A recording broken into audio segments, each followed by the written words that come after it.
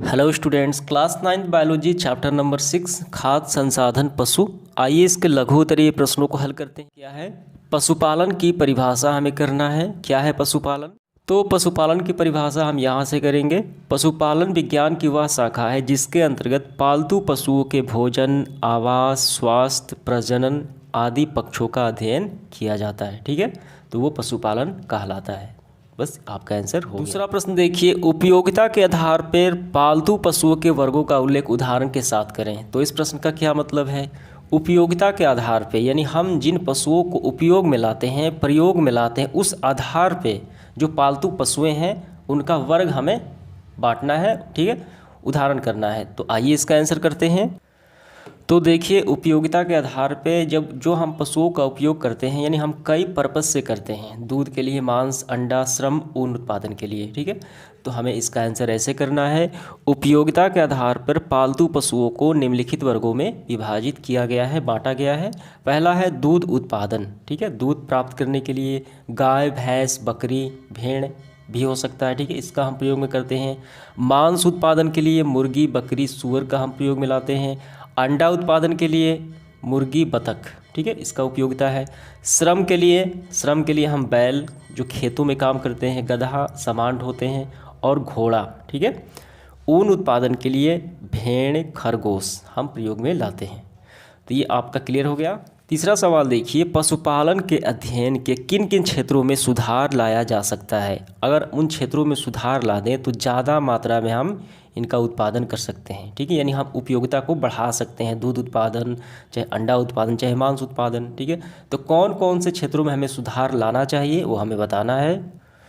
तो इसका आंसर हम ऐसे करेंगे, पशुपालन के अध्ययन में पशुओं के उत्पादन एवं गुणवत्ता में सुधार लाना चाहिए, पहला हो गया। दूसरा है डेयरी, पोल्ट्री फार्म तथा अन्य आवश्यक पोषक तत्वों में सुधार। यहाँ पे दो है, डेयरी, पोल्ट्री फार्म में सुधार, अन्य जो उसके चारे होते हैं। ठीक है, ऐसा आहार, उसको देना चाहिए चारा जिसमें पोषक तत्व अच्छा हो, उसमें सुधार लाना चाहिए।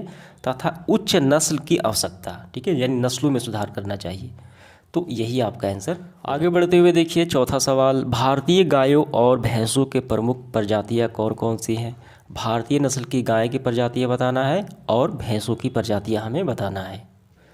तो सबसे पहले हम लिखेंगे गाय। हमारे देश में गाय और भैंसों की लगभग 32 प्रजातियां हैं। ठीक है, तो गाय में हमें लिखना है, डैश देना है आपको। गाय में प्रजातियां हैं भारतीय नस्ल की साहीवाल, गिर, रेड सिंधी, थर्माकर तथा हरियाणवी। भारतीय नस्ल का ठीक है, ये गाय हैं। और इन भारतीय नस्ल की गायों का वैज्ञानिक नाम क्या है? बांस इंडिकस। ठीक है, बस यहाँ तक आपको कर लेना है।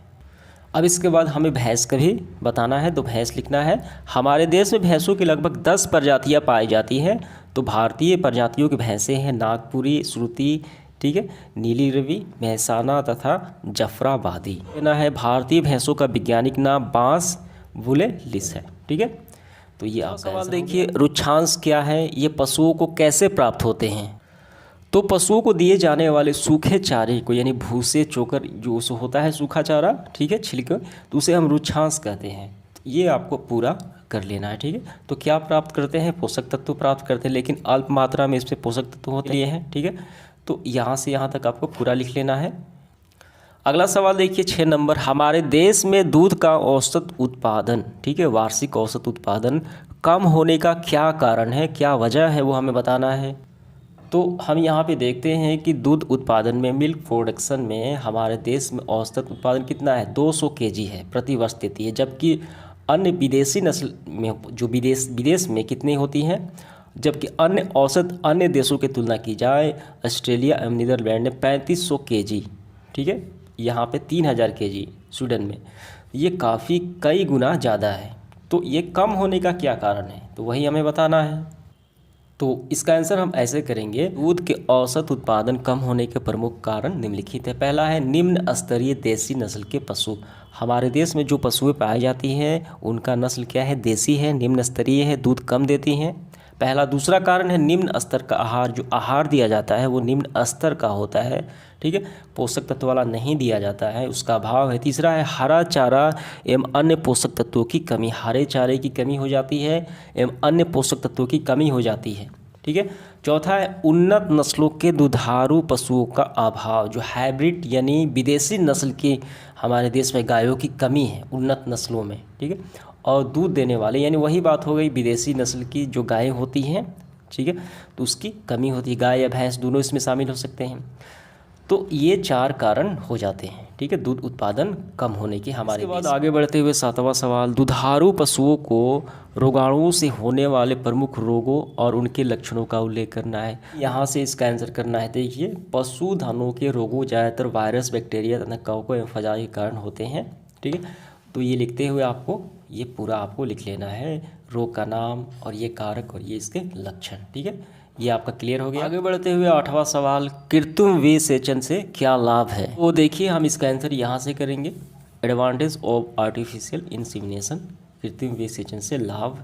पहला लाभ है, इन विधि से जो विसेचन होता है कृत्रिम तरीके से, इस विधि से अधिक उत्पादन वाले उच्च नस्ल पशु जैसे दुधारू गाय, भैंस, मुर्गियों का विकास होता है, हम प्राप्त कर लेते हैं। दूसरा, पशुओं के प्रजनन में एक सस्ती विधि है, जैसे एक सांड से वृक्क से करीब 3,000 गायों का निषेचन किया जा सकता है।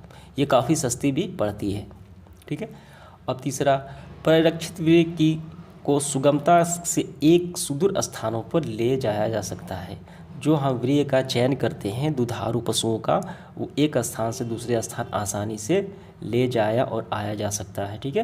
तर स्वास्थ्यकर एवं भरोसा योग्य विधि है, ठीक है।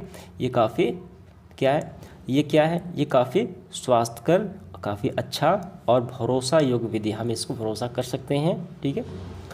तो ये सारी लाभ हो गए, ये आपको पूरा कर लेना है। इसके बाद देखिए 9 नंबर, अंडा देने वाली मुर्गियों का आहार कैसा होना चाहिए।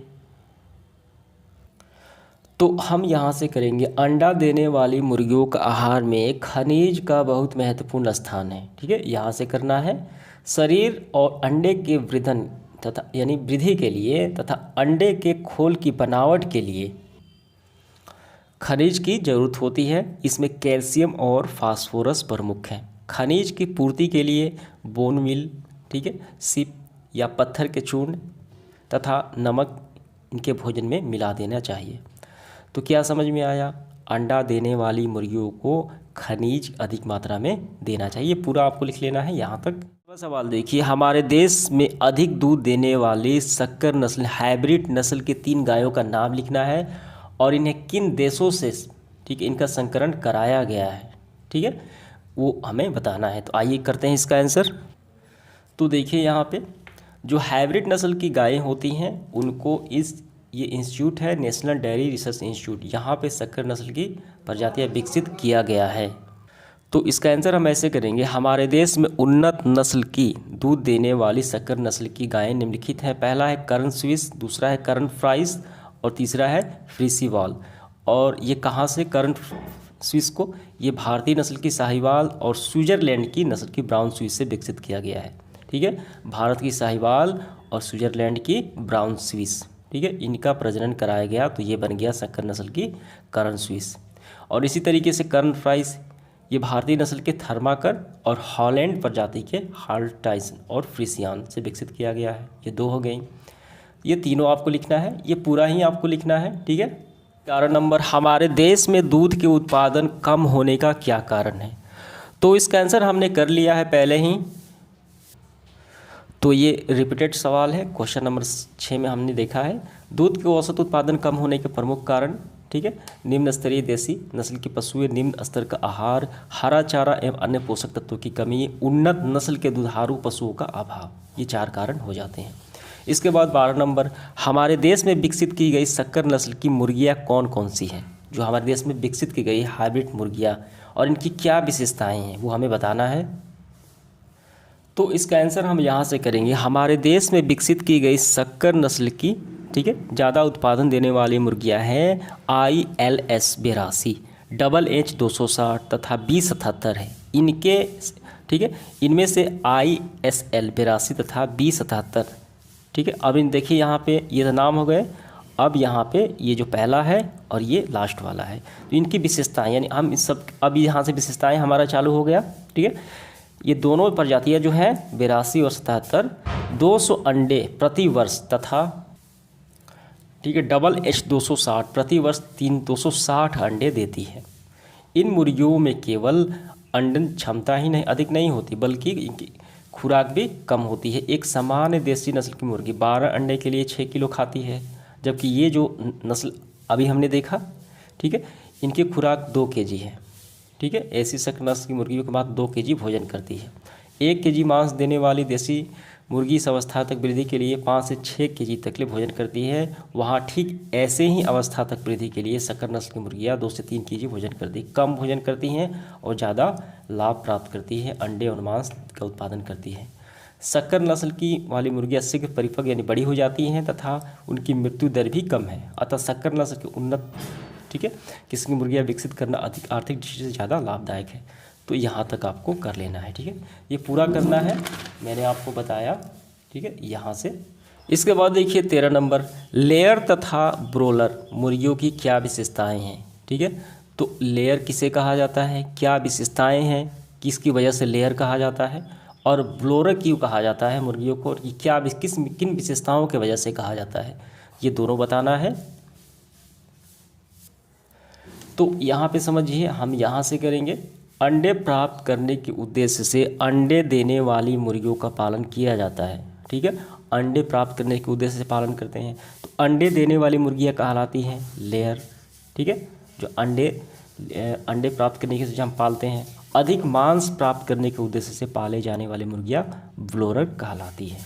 ठीक है, बस यहाँ तक हो, इसका आंसर हो गया यहाँ से यहाँ तक। इसके बाद देखिए अगला सवाल 14, मिश्रित मछली संवर्धन क्या है वो बताना है।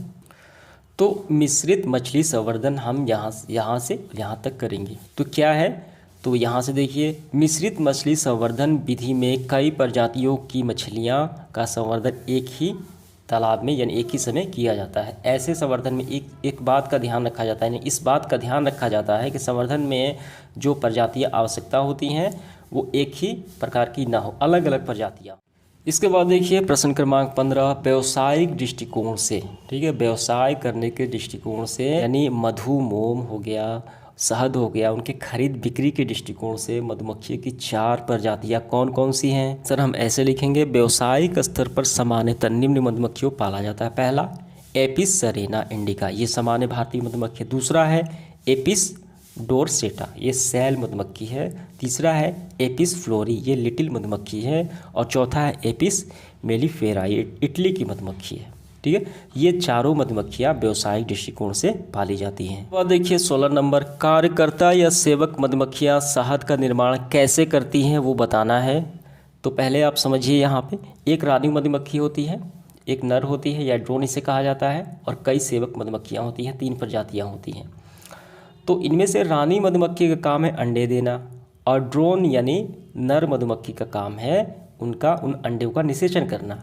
और तीसरा जो अन्य होती हैं सेवक, उनका क्या काम है, छत्ते के बाकी सभी कार्य यानी सेवक का कार्य हम यहाँ से करेंगे। कार्यकर्ता और सेवक का कार्य है जैसे छत्ते का निर्माण करना, मरम्मत करना, भोजन के लिए फूलों से परागकण एवं मकरंद इकट्ठा करना, छत्ते में लाना, छत्ते की सफाई सुरक्षा, बढ़ते हुए लार्वा को भोजन कराना इत्यादि कार्यों का संपादन करते हैं। कौन, सेवक मधुमक्खी यानी कार्यकर्ता मधुमक्खियाँ। यहाँ पे और थोड़ा आप समझिए, कार्यकर्ता जो सेवक होती हैं मधुमक्खियाँ, वो परागकण और मकरंद लाती हैं, और इन्हीं से क्या बनता है, शहद बनता है। ठीक है, और ये मधु को यानी शहद को कार्यकर्ता छत्ते में संचित रखते हैं, इसको स्टोर करते हैं। ठीक है, ये भी आपको लिख लेना है।